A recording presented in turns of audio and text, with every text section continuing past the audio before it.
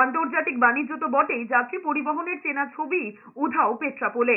লোকসানের সিঁদুরে মেঘ দেখছেন বৈদেশিক মুদ্রা ব্যবসায়ীরাও। বাংলাদেশে গত কয়েকদিনের অশান্তিতে কার্যত ধুঁকছে পেট্রাপোলের সীমান্ত বাণিজ্য। যাত্রী পরিবহন থেকে সীমান্ত বাণিজ্য এই কয়েকদিন বলে দিচ্ছে আগামী দিনে কি হতে পারে। শর্ত সাপেক্ষে জরুরি মেডিকেল ভিসা ছাড়া ওপার বাংলা থেকে এপারে আসার ছাড়পত্রে কড়াকড়ি বেড়েছে।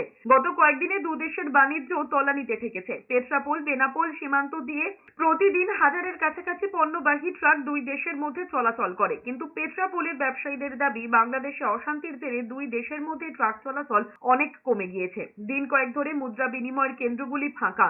যাত্রী পণ্য পরিবহনের স্বাভাবিক ছবি না ফিরলে সীমান্ত অর্থনীতি বড়সড় ধাক্কা খাবে বলে মনে করছেন ব্যবসায়ীরা। সীমান্তবর্তী এলাকার ছোট ছোট ব্যবসায়ী, অটো টোটো চালক থেকে বাস পরিবহন সবেতেই এখন অনিশ্চয়তার ছবি।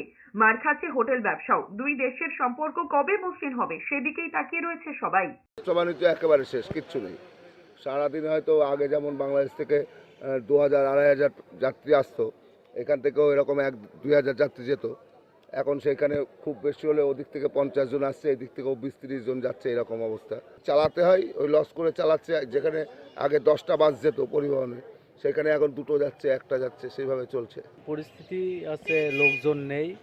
গন্ডগোলের পরের থেকে যে বাংলাদেশের যে গন্ডগোল শুরু হচ্ছে, তারপর থেকে এখানে লোকজন খুবই কম। এখানে আমাদের ব্যবসা বাণিজ্য, মানি এক্সচেঞ্জে পরিবহন যেগুলো আছে, সেগুলো এখন হচ্ছে মানি এক্সচেঞ্জ করা সম্ভব হচ্ছে না।